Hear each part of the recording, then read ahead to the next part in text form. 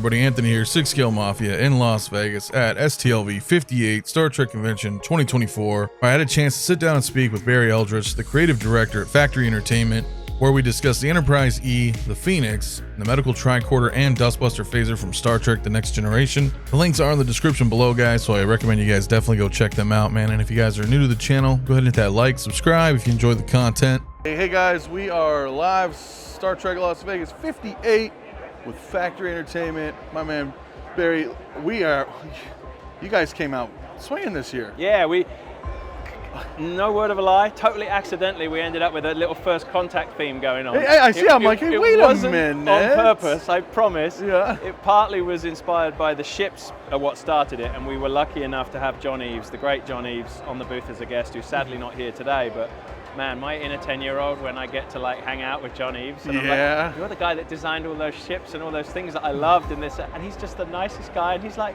yeah, it was just work. And I'm like, but no, you don't understand. You're like the dad of this spaceship. Right. You're like the dad of that. You built the Hunt for Red October submarine. Yeah, it's amazing. And he's so self-effacing. He's just like, it was just a job. You know, it's cool. He's just such a nice guy. That's insane. That's awesome. Yeah, and I'm seeing that here, right? We've got the Enterprise E. Yeah, got a big Enterprise E. It's first contact. It worked, but it was purely accidental. It really did. It really. I remember last year, I believe we were showing off the G. Yeah, G. Yeah. We launched the line. This is what we call Masterworks. So these are high-end. We realize the price ticket is high, but you're basically buying a filming miniature. They're made in the US, or in the case of that one, Canada, by model makers, by professional model makers. In the case of these and most of the Star Trek Federation ships, they're made by a guy called John Eblin, who actually formerly worked for ILM. So you are literally commissioning, and he is still someone that Paramount commissions models from. They still buy models. Oh, okay. They rarely use them for filming, but they do still buy models, and he is the guy they go to. So you are getting access to the same talent. Made in the US, handmade, over 100+ hours of work, and the detail is just, I mean, you can sit and look at them for hours. You can keep just, and it's astounding. Big, I mean, the ones we had last year were big. This is 54 inches, and this is the same size as the smaller of the two filming miniatures. There was a much bigger one. Yes. But she is just beautiful, and to have her here with her dad, and we had a print that we did which featured this and the Phoenix, the first warp-capable ship, and I love that scene in First Contact when we get, the E is being overtaken by the Borg. Right. You see it come out of the darkness and everything's falling apart on the ship. We're this close to disaster, and then the film cuts to the scenes of the guys in the Phoenix, and they're having a laugh, and and I love the juxtaposition of like the imminent terror and the guys just going it's like, for a cruise. where's my cassette tape? I gotta exactly, because they have no idea, and then suddenly this comes. They do meet each other, if you want to call it that, in that great scene. Right. And that's cool. But so we have both here. We have the Phoenix and the E, and we have a bunch of other prop replicas. We just love showing our stuff off to people. It's great to be here. Everybody loves seeing Star Trek is a family. We're here with all of our family members, XO6, the guys at Tomy, all of us together in this crazy dysfunctional family. Yeah, we can all meet up once a year here. Exactly. And just kind of, have a lot of fun. The level of detailing here and is this is remote controlled, so it does come with a remote control. You can activate, there's quantum torpedoes, phasers, we do get the railgun effect. You can trigger wow. that. There is sound in it, you won't hear it here. It's not really meant to be played with, but it is nice to have that little feature where if this is the center of your collection, you can look at this. Hey, check this out, and just kind of turn it on. And I would have the remote, but being terribly organized, I don't have it, so you'll just have to envision it. The only difference between these and the filming miniatures, they have lights in. A filming miniature typically won't, because it's much harder to key to camera. It's easier to do it in post. Yeah. So what we're trying to represent here is the miniature as it appeared on screen, so with the running lights, with the various blinking things. And again, when you kind of do your fly past on it, you can really feel it. There's no substitute for a real model. No, and it feels alive. We've had some of the production team here, and they said, when you stand here and if you're writing a scene and you've got to get from here to there, when you look at it on a model, it's much easier to understand. How long would that take? Sure. Or if characters are in this room and they're with their back to the window, what is behind them? What should be, and if you watch like early TNG, for example, we rarely see the nacelles. through the windows, which we should see. We should. You'd be like, wait, where are they? Now we're at the level where we can previs that. The guys can do three-dimensional modeling, and they can get it super accurate. And if you watch some of the more current productions, they do get that down really tight. Like it's really cool. They live in it. It looks real. Oh yeah, it's amazing. Now we have the projection systems where the actors in the old days used to just be on a green screen. They couldn't see anything. Now they're actually seeing on the screen. Right, maybe they have like the volume or whatever they're using. It's much easier for them to interact with something that they can see. You know, if they're supposed to show shock and awe, it's much easier to show shock and awe. I see it. Yeah, rather than a director saying it's a big thing with spikes. Look at the tennis ball up here. Exactly. Oh no! It's amazing when you see the work that goes behind the scenes, not just the before camera, but behind camera. Right. The dozens of people that are involved in the art department, the painting, the pre-visualization, the 3D modeling. I vividly remember being a kid, and I went to an exhibition for the Dark Crystal, and they had like, it was almost like a behind the scenes thing, and suddenly I realized, oh, films aren't just made. You don't just point a camera, there's people. We have most of the art department here with us as guests. And tons of crew all those names you see on the list at the end of those shows, every one of those people has had like really important involvement in a show. Wow, that's awesome. That's a lot. It's a huge teamwork involved. Let me show you a few things you can play with. Oh yeah, with some stuff to play with? Sure, let me grab let's something. do that. Well, great. Okay, so what do we have here? Oh. So we have a couple. So one of our real thing that we're known for is prop replicas, and so that in itself is a slightly unusual title because we take a prop and we make a replica of it, but truly, nobody would actually want well, 3 guys on the RPF maybe. Maybe, you know, right. Props are made based on the requirements of the script and of the director at the time, and regularly and most of the time, they're kind of cheap. Because they only need to serve a purpose. They need to be, usually the poor prop guy's told, I need 12 of these and I need them on, yesterday. And some may have some tape under and you don't know. On screen, they look great. Yeah. You don't notice them. But when you're trying to build something that someone's going to keep as a centerpiece to their collection, and they're going to look at it day after day, and they're going to handle it, all of those perceived, let's call them accuracies, like the tape and the peeling corners and the styrofoam, kind of gets on your nerves after a while. So what we're trying to do is take a prop replica but also make it feel real, like in universe. So for example this, and this is, come to Star Trek Las Vegas or come to a show because you can't feel this on camera, and there's no way to replace this. Oh yeah, that's got the, wow. That's got the weight. Okay, and so this is full. I can open it up? Oh yeah, this is production. These are in production right now. Oh. So we have what we thought we saw on the screen, but on the real prop, these were either stickers or a 35mm slide. But here we have a working video screen that you can change. If you push these buttons right here, it will change from Geo, Met, and Bio. Oh, so you can switch back and forth. So is it a working tricorder? No. But is it? Close enough. When I watched Star Trek, this is what I thought 𝗣𝗘𝗥𝗖𝗙 was would be like, yeah, hey. It wasn't. It's not. I've held real props and they're cool, but there are some lovely scenes where she's clearly struggling with the props. My favorite is every time you see her holding this, she's holding this to stop. Because the hand scanner. it would fall out. Coming off, right? So this one, you can turn it upside down and shake it. It won't come out. Look at that. So this is the medical tricorder. Yep. This is the medical tricorder. Okay, and we pull this out and you push the little brass button on the side there. Right here. And now you got a functioning tricorder that will work. Press and hold. Yep, press and hold as she does. Now we don't know. Never clear whether you hold it that way or the other way. I know. I'm not sure. Is it this way? They do both. Is it this way? What does it say? Results inconclusive. Probably, inconclusive, but wow! And if you can see, get the detailing here.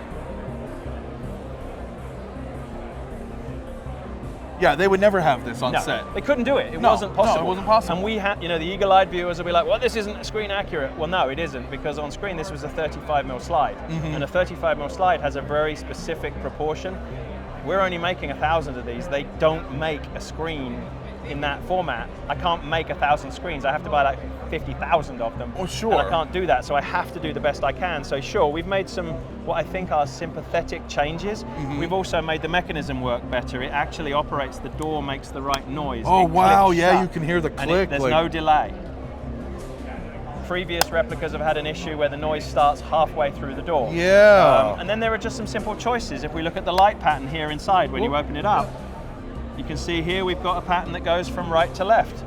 Now, the eagle-eyed viewers will know that there was not a set pattern for this. Sometimes it went right to left, sometimes it went left to right, sometimes it went out to the center, and sometimes it went the other way.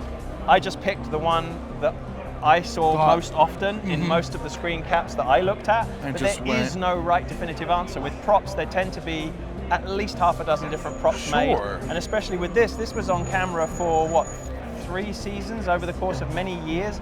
They get changed, they get modified, they get dropped, and they get repainted and broken. So there is no single prop. What we're trying to do with this is make a definitive replica of all of them, homogenized into one. Right, so it's the definitive version of this. Hopefully. I mean, obviously we can't say that because there, very rarely there's one prop. Right. Sometimes. Very, very rarely. But most of the time there are heroes, there are stunts, there are some. Sure. Some of these just have stickers.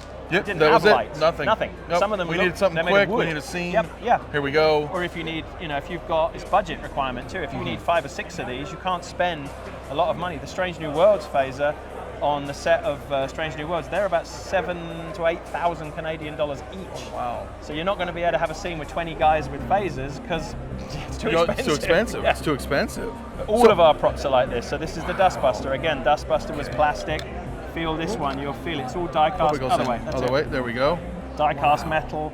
Again, feels real. It does feel very. No visible charging either. There's no battery, there's no speakers. It looks real. No, I can't see anything. This one you charge from in here with a USB. Oh, and nice. this does mean that we can have interchangeable heads as well, So, hopefully in the future. If this was well, it may be tricky, but is it possible to where I can have a USB cable tethered in there and have this on in the display? So, no, not at the moment. And this has a 2-minute shut off, so you can leave it on display like this. Oh, but it will shut off after 2 Okay, minutes. So we don't want it to run forever because these are LEDs and they do have a shelf life. So the longer you leave them, that's exciting. Hey. But again, this one, the batteries are all hidden inside.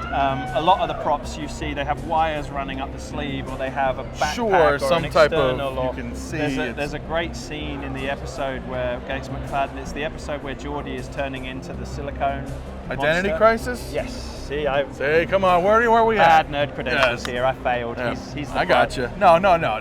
Watch the scene again. She's talking to 2 or 3 other co-hosts, and she's working with one of these off camera. And you could totally see, because it was one, they had a problem with the doors falling open like that. So this one's magnetic. They didn't want it to happen on camera, so they put a bolt here. Oh, really? So she's off camera, she's delivering the line, she's talking, but if you watch, you can totally see that off camera, she's struggling like mad with this thing, and you can totally see she's getting really frustrated, but then right on cue, she's like, perfect.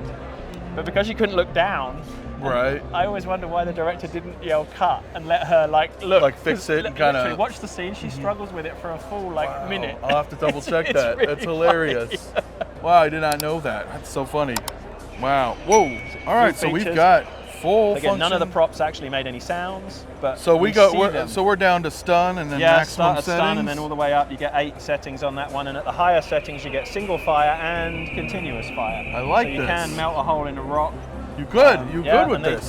The wonderful thing about Star Trek is Paramount has a fantastic archive. They have all this technical information. Mike Okuda and those guys wrote this all out. We know what all the settings are. They have names. The sounds are different for each setting. Oh yeah, Michael and Denise. Yeah. The detail. And then on a new production like Strange New Worlds, we're working directly with the production team because we haven't seen a Strange New Worlds phaser overload yet. We haven't seen a P1. What happens. The replica has it, and they've canonized it, and they've blessed what we've created with them as a partnership. So that is, as a fan, that's so were the fun you bit. able to kind of do the creative liberty into doing yeah, that, saying this is what we think it would use to overload? Well, 2 sources. We used a guy called Ray Lai did some fantastic technical drawings, and they were what were used to help design the props at the beginning. And in the technical drawings, he did include a lot of features that they just didn't need to put into the props, so they're not there. So we started with Ray's drawings, and then we had a practical concern, like we need to hide batteries in here, we need to make it workable, we need to make it consumer friendly, it needs to pass safety testing, it needs to do all of these things. So we proposed a bunch of things. Production came back and said, yeah, some of them they just said, yep, just like that, and some things they said, well, we prefer it like this. It was definitely it was amazing as a fan to do a process. And the best bit, we're about to donate them some which they're going to take. What they're going to do with them, I don't know, but we are hoping, fingers crossed. No, they might be on production, huh? So then we create Inception, where you get a prop replica that becomes a prop, that's then a replica, that's then a prop. So right. They'll be like, you know, he used this in the show. I might just die of pride if that happens, but you know. But then you would have to make a prop of your own prop. Exactly. How do Makes your head hurt. Yeah, your head. I'm already. That's awesome. Wow. So these are. So you said both of these are they both limited to 1,000 or? Yeah, this one's 1,000. This one's 1,000. We've had these in stock for a little while. Dustbuster doesn't get much love. It's the red-headed step I don't know. I kind of like it. It's cool. like it. We're working our way through. You'll see the Cobra after this, and it's the Ensigns of Command version of the Cobra with the opening bottom. Nice. I want to do all of them. We want to go all the way through to Nemesis and Dolphin phases, and then we'll move on to Deep Space Nine, Voyager. You tell us. The hardest part about my job and our job is, what do you do next? What do you pick? Because there's so many cool things, and there's no wrong or right answer. No, we're working Trek through. related. You'll see we picked some unusual things. The Cat's Paw Enterprise, you know, it took 53 years for somebody to do that. We're doing the Agonizer. We like the esoteric. We like I saw the Agonizer and I was like, oh, they're doing an Agonizer. They're conversation pieces. Everybody knows what they are. Yeah. And it will be metal and it will have sound in it. And the amount of people, you push it on someone and it makes the noise. There's no shock in it, but they all jump. Because they know that's sound. That's so awesome. Psychologically, it's buried in there. Right, it hurts. They know it's going to hurt. Pain. Right. Well, that's how the Empire endures, remember? Oh, that is. That's awesome. That's how we maintain control. That is right. Wow. These are amazing. So, and that's one of the fun things at shows. We get to play with people. We get to show them our stuff, because you can't substitute saying, hold that. I need to feel this. On a video, it looks good, but is it right? Is it wrong? And then so many people just pick it up and go, ooh. Ooh. Yeah, I mean, that is way. No substitute for that. Do you know approximately how many pounds this weighs? That's about 2 pounds, just under 2 pounds. Wow. Okay. The assault phaser is exactly the same weight as a fully loaded 45 ACP. Really? Because that's apparently what Bill Shatner wanted it based on. So we measured it exactly. And when we give people that one, they go, "Whoa, boy!" Okay. We actually had, unfortunately, one thing that's marred this show is we had a theft. A bunch of the dealers were stolen from. I heard about that. And one of the things they stole from us was a prototype assault phaser. Oh no! And when the police were here, we handed him one of them, and he went, "Oh, it feels like my sidearm." Oh wow! Wow! Which was a pretty glowing approval, but it's still under circumstances. I mean, yeah, I can't. It's not Star Trek. We don't steal from each other. No, we don't steal from this each is other. A family. No, Everybody here is a family. We're all part of this big family, and don't steal. It sets us back. That's our prototype. I need that for production. You need that. Yeah, that's not cool. It's one of a kind. So if anybody sees it turning up, do the right thing and just let us know. No judgment. We won't. We're great to get it back. Not because of the cost, but because I need it to help push that product forward to production, so I can get it to all you guys. Yeah, and it doesn't. It's not Star Trek. It sucks. No. We've been doing this 15 years and we've never had. And I heard that the other night. I was like, I can't believe it. Are you serious? This is how we feed our kids and we pay our mortgages, and it just sucks. But anyway, enough said about that. We don't want to dwell on that. No, but nobody got hurt. That's the main thing. As long as we got hurt. All right. And speaking of first contact, we've got the Phoenix here. Yeah, here's the daddy of them all, the first warp-capable ship. Yeah. And, this was a fun project because we worked with a young guy who's never done a model professionally before. So we worked with really talented industry people like John Eblin, and then people who've never done this before. And we want to try and meet new model makers. Anybody who's capable of doing this kind of work, please reach out to us, because we always want to meet new creative people. And oh wow, okay. This is really interesting, because not only is it the daddy of them all, it's the first warp-capable ship. It's the first, but it's also unique in the Star Trek universe because it has a gritty, lived-in look. Yes. Much like another sci-fi franchise we won't mention. Everything else in Star Trek is clean and it's really pristine and precise. Right. This is one of the few that has that because it's meant to look like a post-apocalyptic nuclear missile. Sure, yeah. So it's fun to work on. It's based on a filming miniature. It's smaller. Their filming miniature was significantly bigger, and that was a real physical model, but most of the CGI effects that we see on screen were CGI because they did have this feature, which the model has, where the nacelles will extend. Oh, look at the extended nacelles. We do have a remote control feature where we can do the jump to warp, and we can have the afterburner engines. But this mechanically was very, very difficult. The model was chain driven, and apparently it was unpredictable. They would go in at different speeds. Oh wow, okay. It wasn't easy. So we did try to replicate that, but too difficult. But when you get some closer looks at this, you'll see there's some buried detail in here. There's cockpit detail, and we've put a little homage in here because it's dirty and gritty. It's hard to hide something on a big starship, but on this we've hidden a couple of things. There's John Eaves' initials on this because he was the designer, and there's also Greg Jean's initials. Greg Jean was the model maker who made this. He's no longer with us, and I had the honor of working with Greg a couple of times in my career, and it was really nice to be able to pay homage to him. That's beautiful. That's awesome to have that there. Yeah, it's just fun. Wow. Yeah. We hide all kinds of things in our products. You have to look hard. No, it's just amazing. And we have a projected idea when this may be coming? So this one is just here as an example at the moment. You know, we are looking to gauge people's interest. It will be next year. We'll gather an order book. They'll be made to order, custom made. Probably only going to make a handful of these, maybe, I don't know, 2 or 3. But it's just fun to be able to show it off. It's the first time Playmates did a really cool toy back in the day. I think Eagle Moss did a small model. Eagle Moss did a smaller model. Phoenix doesn't really get much love other than that. No, and it should. It's the one, first you know, it's the one. Come on. Yeah. Without that, there's no Archer, there's no first contact. There's nothing. First contact. The Borg win. Exactly, the Borg win, and nobody wants the Borg to win. Right. Awesome. Well, I don't want to take up any more of your time, My pleasure. but I appreciate it. Is there any other final thoughts you want to let anybody know? Thanks, guys. Thanks for the support, and see you next time. Yeah, and I'll make sure we have links in the description below. Check out your website, everything else, guys. We really appreciate it. Yes, thank you guys so much, and we will see you guys on the next one.